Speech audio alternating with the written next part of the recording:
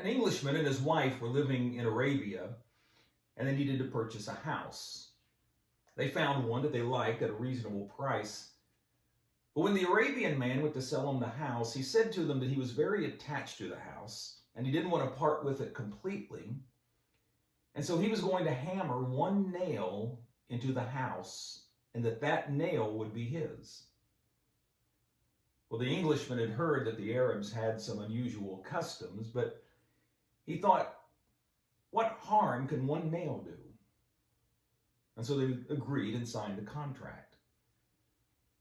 Well, after the English couple moved in, about 3 or 4 weeks later, the husband came home and the wife told him, that Arab man came by today and he hung his hat on that nail.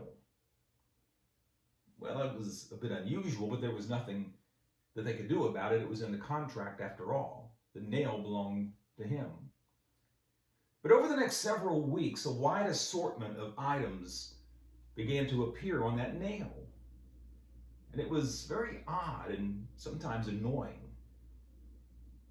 And then one day, the Arabian man came by and he hung a dead monkey on the nail.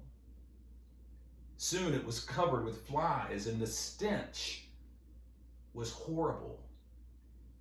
And it got so unbearable that the couple had to leave the house. Now, I know that's just a silly story, but it pictures what sin can do in our lives.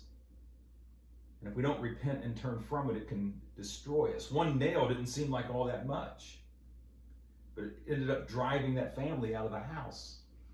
And sin can have the same destructive effect on our lives. An ancient rabbi said, sin begins as a spider's web and becomes a ship's rope. And what makes that so deceptive is that we add those layers just one strand at a time.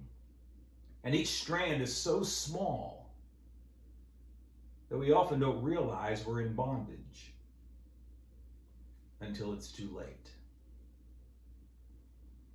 Thank you for watching, and be kind.